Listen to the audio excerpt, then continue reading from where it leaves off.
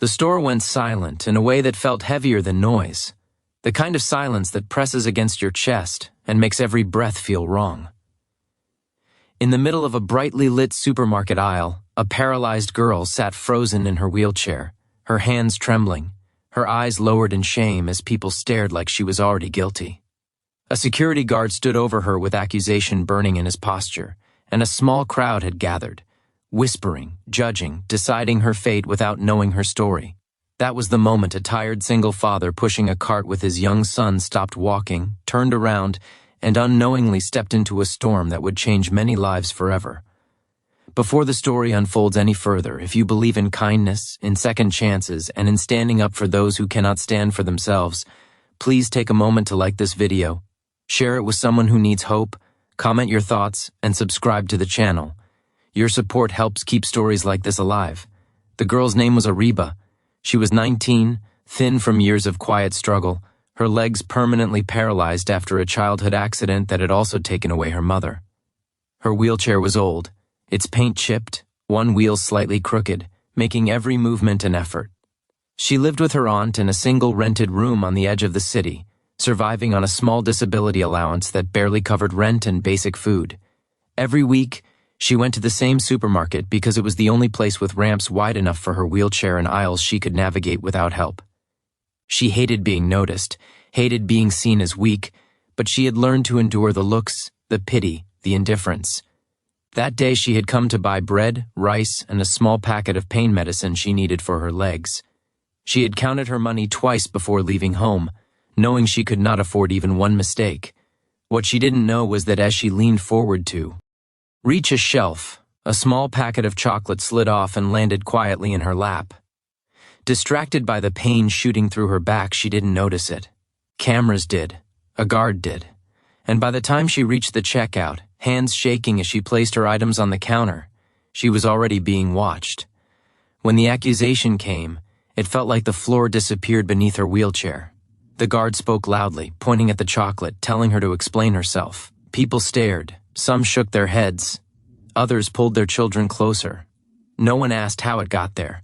No one asked if it was a mistake. They saw a poor, paralyzed girl and decided the rest on their own. Ariba tried to explain, her voice barely rising above the noise of judgment around her, but her words drowned in the certainty of those who had already made up their minds. That was when Imran noticed. Imran was a single father in his late 30s, his shoulders permanently slouched from years of responsibility. His wife had passed away 3 years earlier, leaving him alone to raise their 8-year-old son, Hamza. Life had not been kind to him either. He worked long hours as a delivery driver, counting every rupee, planning every expense, teaching his son honesty not with words but with the way he lived. That day, he was exhausted, focused only on finishing his shopping and getting home. But something about the girl's lowered eyes, the way her hands trembled, and the cruelty of the crowd stopped him cold. He saw not a thief, but a human being cornered by shame. Imran felt a familiar anger rise in his chest, the kind he had felt years ago when people pitied him after his wife's death, when they assumed he was incapable of raising a child alone. He looked at his son, who was watching the scene with wide, confused eyes, and knew this was a moment that would teach more than any lecture ever could. He stepped forward. The guard's authority wavered the moment Imran spoke calmly but firmly, questioning the certainty of the accusation, asking how a girl who could barely move her legs was expected to steal so carelessly. He pointed to the crowded aisles, the slippery shelves, the simple possibility of an accident. He asked why no one had checked the cameras properly, why no one had bothered to ask gently before humiliating her publicly. His voice wasn't loud, but it carried weight, the weight of someone who had nothing to gain but dignity to defend. Some people rolled their eyes. Others looked away. A few began to feel uncomfortable. Ariba sat there, stunned, tears threatening to spill, unable to understand why a stranger would put himself in the middle of her humiliation. She had learned early in life that people rarely intervened. Kindness was often promised in words, not actions. Yet here he was, standing between her and the crowd, not knowing her name, her past, or her future. The store manager arrived, irritation clear on his face, more concerned with disruption than justice. He sided quickly with the guard, citing policy, warning about theft. Imran didn't back down. He asked for proof, real proof, not assumptions. He insisted the cameras be checked properly. He reminded them that dignity cost nothing, but humiliation could destroy a life already burdened enough. Minutes stretched like hours. The crowd thinned slightly, interest fading now that entertainment was being replaced by procedure. Ariba's arms ached from gripping her wheelchair. Her heart pounded with the fear of being banned from the only store she could access easily, the fear of being labeled, remembered, judged forever. When the footage was finally reviewed, the truth was clear. The chocolate had fallen accidentally. There was no theft, no intent, no crime. Just a tired girl in pain trying to survive. The manager's apology was quick, uncomfortable, and hollow. The guard stepped back, embarrassed but unmoved. For them, it was over. Another incident resolved, another rule upheld, but for Ariba, the damage lingered. The stares, the whispers, the memory. Imran wasn't satisfied with a quiet apology.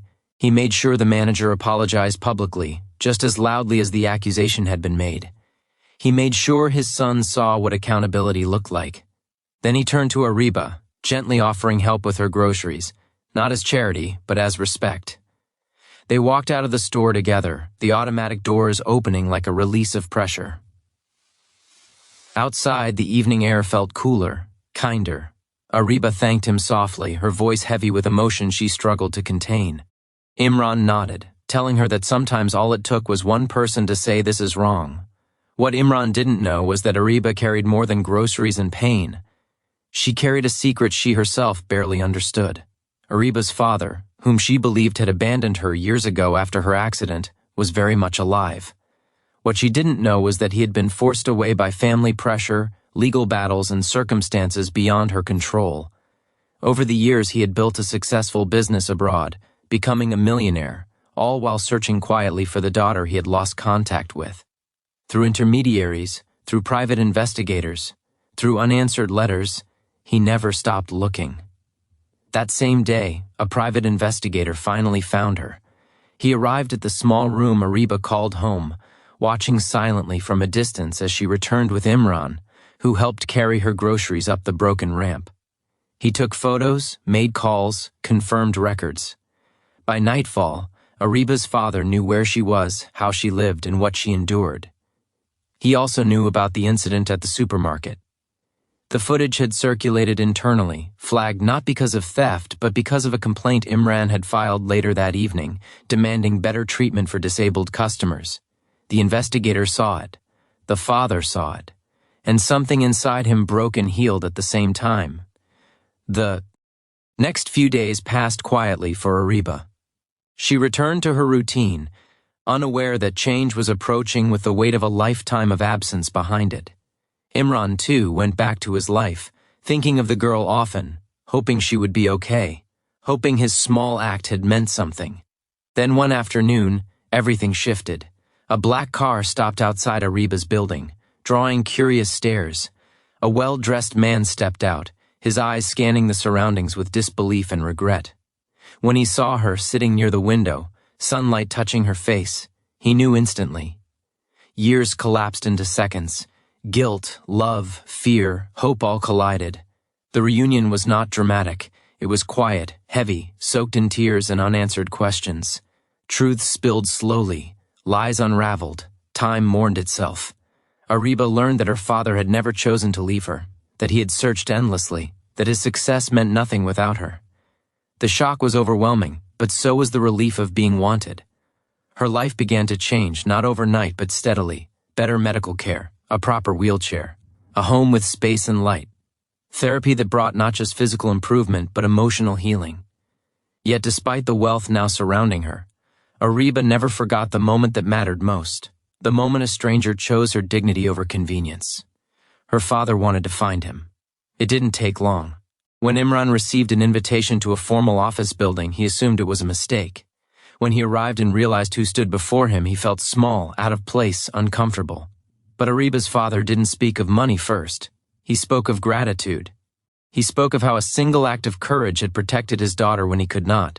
He spoke of how dignity, once defended, could never be repaid with wealth alone. Imran tried to refuse anything offered, embarrassed, insisting he had done nothing special. But sometimes, Kindness returns not as reward, but as opportunity.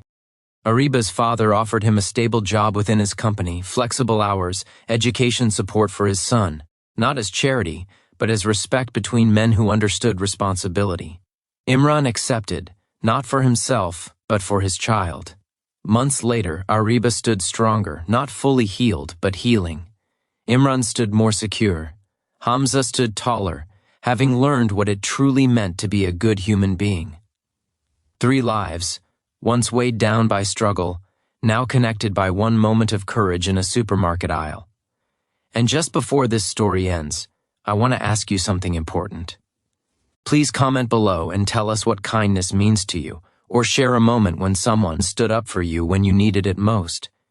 Your words may become someone else's strength. If this story touched your heart, if it reminded you that humanity still exists in small, powerful moments, please like this video, share it, and subscribe to the channel. Your engagement tells us these stories matter, because sometimes all it takes to change a life is one person brave enough to say this is wrong and kind enough to stay.